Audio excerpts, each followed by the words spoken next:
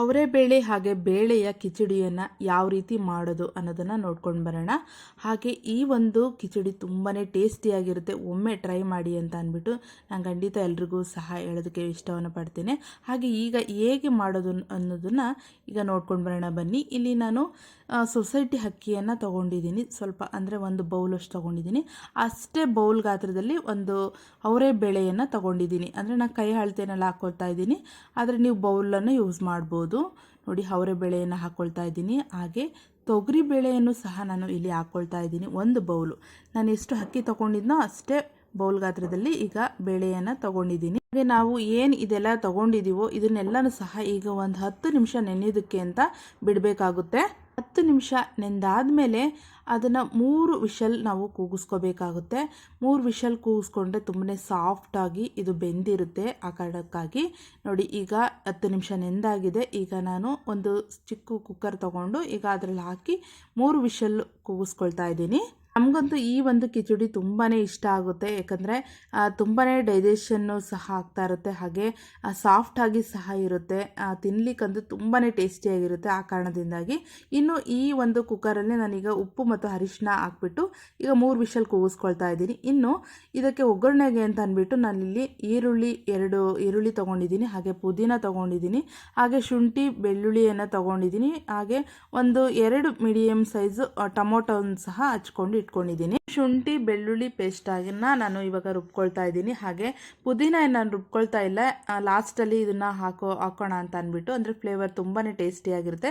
So ಹಾಗಾಗಿ ಇನ್ನು ಇದ್ರ ಜೊತೆ ನಾನು ಬಟಾಣಿಯನ್ನು ತೊಗೊಂಡಿದ್ದೀನಿ. ಇದನ್ನು ಹಾಕ್ಲಬೋದು, ಇಲ್ಲ ಅಂದರೆ ಸ್ಕಿಪ್ಪು ಸಹ ನೀವು ಮಾಡ್ಕೋಬೋದು. ಇನ್ನು ಒಂದು ಬಾಣಲಿಗೆ ಒಂದು 50 ml ನಾನು ಎಣ್ಣೆಯನ್ನು ಹಾಕ್ಕೊಳ್ತಾ ಇದ್ದೀನಿ. ಹಾಕ್ಕೊಂಡು ಈಗ ಜೀರಿಗೆಯನ್ನು ಹಾಕ್ತಾ ಇದ್ದೀನಿ. ಫಸ್ಟು ಅದನ್ನೆಲ್ಲ ಫ್ರೈ ಮಾಡಿಕೊಂಡು ಆಮೇಲೆ ಸಾಸಿವೆಯನ್ನು ಸಹ ಹಾಕ್ತಾ ಇದ್ದೀನಿ. ಎಲ್ಲ ಫ್ರೈ ಆದಮೇಲೆ ನಾನೀಗ ಕಸೂರಿ ಮೇಥಿ ಮತ್ತು ಹೋಮ್ಕಾಳನ್ನು ಈಗ ಇದಕ್ಕೆ ಆ್ಯಡ್ ಮಾಡ್ತಾ ಇದ್ದೀನಿ. ಹಾಗೆ ಶುಂಠಿ ಮತ್ತು ಬೆಳ್ಳುಳ್ಳಿ ಏನು ರುಬ್ಬು ಇಟ್ಕೊಂಡಿದ್ದೆ ಅದನ್ನು ಸಹ ಹಾಕಿ ವಾಸನೆ ಹೋಗೋ ರೀತಿಯಲ್ಲಿ ಈಗ ನಾನು ಅದನ್ನು ಫ್ರೈ ಮಾಡ್ಕೊಳ್ತಾ ಇದ್ದೀನಿ. ಆಮೇಲೆ ಈಗ ಈರುಳ್ಳಿಯನ್ನು ಹಾಕ್ಕೊಳ್ತಾ ಇದ್ದೀನಿ. ಈರುಳ್ಳಿನೂ ಅಷ್ಟೇ ಕೆಂಪಗೆ ಹುರ್ಕೋಬೇಕಾಗುತ್ತೆ, ತುಂಬಾ ಚೆನ್ನಾಗಿ ಹುರ್ಕೊಂಡಷ್ಟು ಟೇಸ್ಟಿಯಾಗಿ ಈ ಒಂದು ಕಿಚಡಿ ಬರುತ್ತೆ. ಈರುಳ್ಳಿ ಈಗ ಫ್ರೈ ಆಗ್ತಾ ಇದೆ. ಈಗ ನಾನು ಇದಕ್ಕೆ ಉಪ್ಪನ್ನು ಆ್ಯಡ್ ಮಾಡ್ತಾ ಇದ್ದೀನಿ. ಹಾಗೆ ಟೊಮೊಟೊವನ್ನು ಸಹ ಹಾಕಿದ್ದೀನಿ. ಸಾಫ್ಟಾಗಿ ಈಗ ಟೊಮೊಟೊನೂ ಅಷ್ಟೇ ಅದೇ ರೀತಿಲಿ ಫ್ರೈ ಮಾಡ್ಕೋಬೇಕಾಗುತ್ತೆ. ಈರುಳ್ಳಿ ಮತ್ತು ಟೊಮೊಟೊ ಈಗ ಸಾಫ್ಟ್ ಆಗಬೇಕು ಅಂತಂದರೆ ಉಪ್ಪು ಹಾಕಿ ಅದನ್ನು ಫ್ರೈ ಮಾಡಿಕೊಂಡ್ರೆ ಬೇಗನೆ ಸಾಫ್ಟ್ ಆಗುತ್ತೆ, ಹಾಗೆ ಬೇಗನೆ ಬೇಯುತ್ತೆ ಕೂಡ. ಇನ್ನು ಇದಕ್ಕೆ ನಾನು ಗರಂ ಮಸಾಲ ಪೌಡರನ್ನು ಸಹ ಹಾಕ್ತಾ ಇದ್ದೀನಿ, ಹಾಗೆ ಚಿಲ್ಲಿ ಪೌಡರನ್ನು ಸಹ ಹಾಕ್ತಾ ಇದ್ದೀನಿ. ಅದು ಒಂದೊಂದು ಸ್ಪೂನ್ ಹಾಕ್ತಾ ಇದ್ದೀನಿ. ಇದು ಲಾಸ್ಟಲ್ಲಿ ಹಾಕಬೇಕಾಗುತ್ತೆ. ಎಲ್ಲನೂ ಸಹ ಹಾಕಿ ಈಗ ಚೆನ್ನಾಗಿ ಫ್ರೈ ಮಾಡ್ಕೋಬೇಕಾಗುತ್ತೆ, ಅಂದರೆ ಎಲ್ಲನೂ ಸಹ ಮಸಾಲೆ ಅದಕ್ಕೆ ಅಂಟಬೇಕು, ಆ ರೀತಿಲಿ ಚೆನ್ನಾಗಿ ಫ್ರೈ ಮಾಡ್ಕೋಬೇಕಾಗುತ್ತೆ.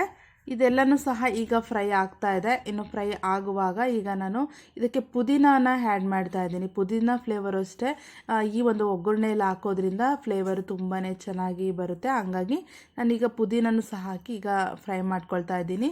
ಹಾಗೆ ಲಾಸ್ಟಲ್ಲಿ ನಾನೀಗ ಬಟಾಣಿನೂ ಸಹ ಹಾಕ್ಕೊಳ್ತಾ ಇದ್ದೀನಿ. ಬಟಾಣಿನೂ ಲಾಸ್ಟಲ್ಲಿ ಹಾಕ್ಕೊಳ್ತಾ ಇದ್ದೀನಿ, ಯಾಕಂದರೆ ಅದು ಹಸಿ ಬಟಾಣಿ ಆದ ಕಾರಣ ಬೇಗನೆ ಬೇಯುತ್ತೆ. ಬಟಾಣಿ ಎಲ್ಲ ಹಾಕಿದಾದ್ಮೇಲೆ ಅದು ಚೆನ್ನಾಗಿ ಫ್ರೈ ಮಾಡ್ಕೋಬೇಕಾಗುತ್ತೆ.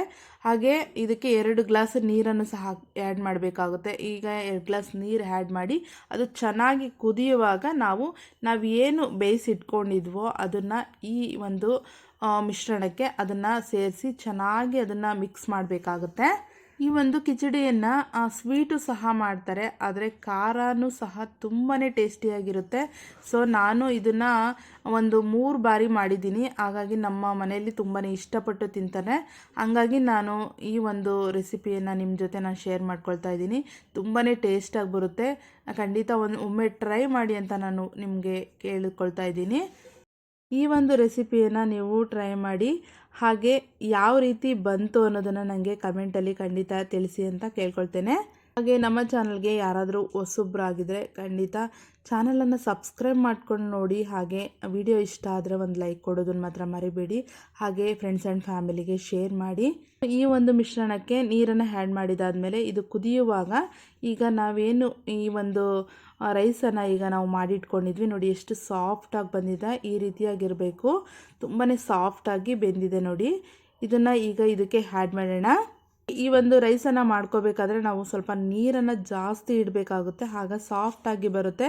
ಹಾಗೆ ಬೇಳೆ ಎಲ್ಲನೂ ಸಹ ಅದು ಕದರಿ ಚೆನ್ನಾಗಿ ಬೆಂದಿರಬೇಕು, ಆಗಲೇ ತುಂಬಾ ಚೆನ್ನಾಗಿ ಟೇಸ್ಟಿಯಾಗಿರೋದು ಈ ಒಂದು ರೆಸಿಪಿ.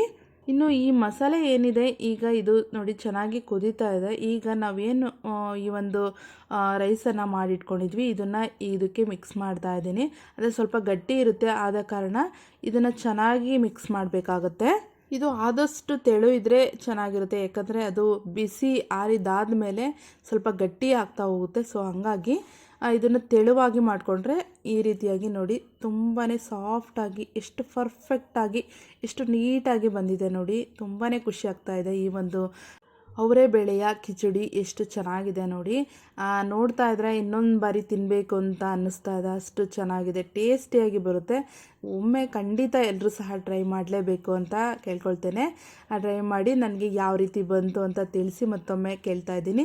ಹಾಗೆ ನಮ್ಮ ಚಾನಲ್ಗೆ ಸಬ್ಸ್ಕ್ರೈಬ್ ಮಾಡ್ಕೊಳ್ಳಿ. ಹಾಗೆ ವಿಡಿಯೋ ಇಷ್ಟ ಆದರೆ ಒಂದು ಲೈಕ್ ಮಾಡಿ, ಹಾಗೆ ನಿಮ್ಮ ಫ್ರೆಂಡ್ಸ್ ಆ್ಯಂಡ್ ಫ್ಯಾಮಿಲಿಗೆ ಶೇರ್ ಮಾಡಿ. ಇಲ್ಲಿಗೆ ಈ ಒಂದು ವಿಡಿಯೋನ ನಾನು ಇಲ್ಲಿಗೆ ಎಂಡ್ ಮಾಡ್ತಾ ಇದ್ದೀನಿ. ಎಲ್ರಿಗೂ ಟಾಟಾ bye bye, take care, love you all. ಮತ್ತೊಂದು ವಿಡಿಯೋದಲ್ಲಿ ಮೀಟ್ ಆಗ್ತೀನಿ.